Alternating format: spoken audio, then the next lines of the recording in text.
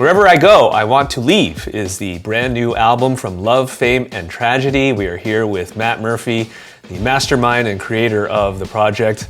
Murph, how are you? I'm good, thanks, Pete. How are you? Very good. Great to see you again.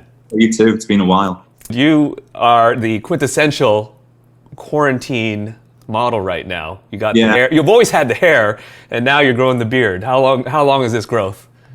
This has got to be 3 months of work now. I kind of saw it as an opportunity to try it again. I have grown a beard before in the past, and it gets gingery, which is pretty strange. So I'm just going to keep going. I'm going to keep going. How's quarantine for you then? You are in California and LA, which has one of the more stricter guidelines. Yeah, it's been kind of crazy, I guess. It's been amazing in some respects because I've got my daughter, and she was 1 on last Thursday, and considering I've kind of been hopping on and off tour buses and aeroplanes for like the last 16 years, it's nice to just be in one place and get to spend quality time with her. So in that respect, it's been good, but it's just been so much work. Like 2 big dogs, one of them had knee surgery. Dylan, working, trying to promote this album, all kinds of. It's been every day it's interesting. You're in LA now, so You probably hear a lot about celebrity Zoom calls or having happy hour, and you hear the stories about like 500 celebrities or whatever joining in on a call. Is that like that in the music world too? No, well, it's not like that in my music world. No, I do Zoom calls with family and stuff, but I'm yet to kind of do one of the big drinking fests with like a sea of people on there. I haven't done that yet. I haven't had the time, really. Those Zoom calls with Dan from Bastille and Alex from Arctic Monkeys and... No, there's none of that going on. Oh, maybe there is. I haven't received the invite yet. What was the intention coming into this project? Because when it was first announced, everybody was like, wow, he's leaving the Wombats and this is it. And obviously you're not leaving the Wombats, but what was the intention coming into this? I wanted to do something different.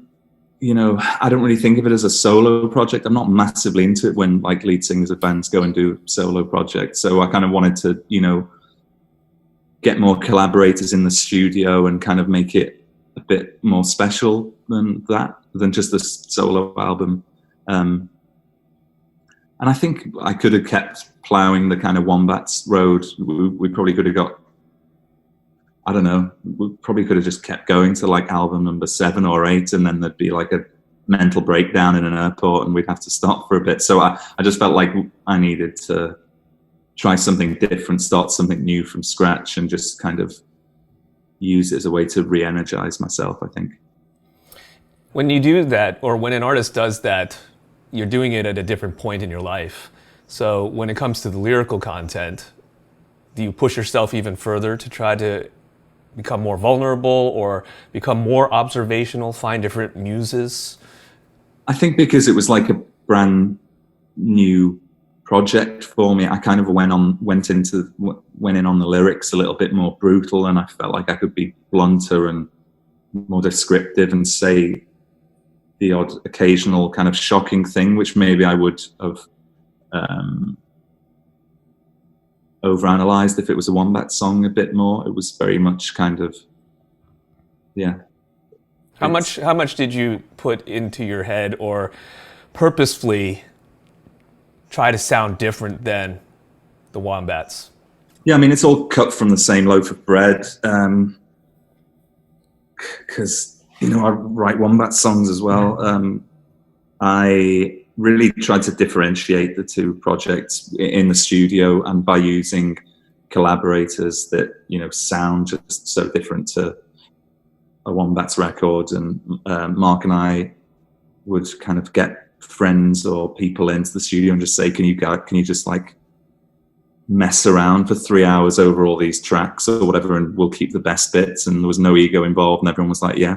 So when they went, we just found all the cool stuff they did, kept that, and binned everything else. The album comes out at the start of June. yeah, so that's got 17 or 18 tracks on it, and it's a combination of the first 2 EPs and then new songs that I recorded in Australia in January. Some of the newer songs are even older than ones that were on the EPs. It's just all kind of songs that I've written with Love, Fame, Tragedy in mind, and 2 songs, Brand New Brain, which is already out, and a song called Sharks that was kind of potentially going to be on the last Wombats album, but wasn't in the end. And so yeah, it hasn't been released in order of the kind of appearance in the world, really. Yeah. Is there a main focus for the theme of the album? Yeah, I listened to it in my car the other day, and it seems like it's like this triangle of kind of life and experience of being like a singer in a rock band and being on tour forever, and then trying to deal with being a family man, and then trying to deal with like impulsive behavior that or recklessness that I guess everyone's got a little bit of that in them. And I think it's just trying to juggle all of this and occasionally finding balance within it, and then completely losing balance within it, and also being accepting of the kind of being accepting of that loss of balance as well, and kind of saying, well, it's okay, no one's kind of perfect. Everybody talks about how music is so therapeutic, right? So this is certainly your outlet, and you're certainly very good at it, and it helps with... Yeah, it's weird. Sometimes it is kind of cathartic, and then sometimes it's a job. Every song is cathartic in a way, but sometimes you've got to like kind of put the groundwork in to get the idea to a place where then you can start kind of building on it and really enjoying the process of being creative. A lot of things that you write about is definitely focused on how you feel in the now. How do you see yourself moving forward in terms of growing as a father? The same, really. I mean, I am growing, and I'm never going to be the perfect, like, man. And, that's something that I think you have to... That's like just the internal struggle of living, isn't it? Like trying to be a little bit better, or trying to eradicate behaviors that you shouldn't be doing, and you probably never get to this kind of golden place. So I'm just going to keep doing what I'm doing and singing about my feelings on it. Well, I'm glad you're doing well. I see the photos of Dylan on Instagram and social media. She is adorable. Oh, she's so cute. Yeah, she's awesome. Very lucky.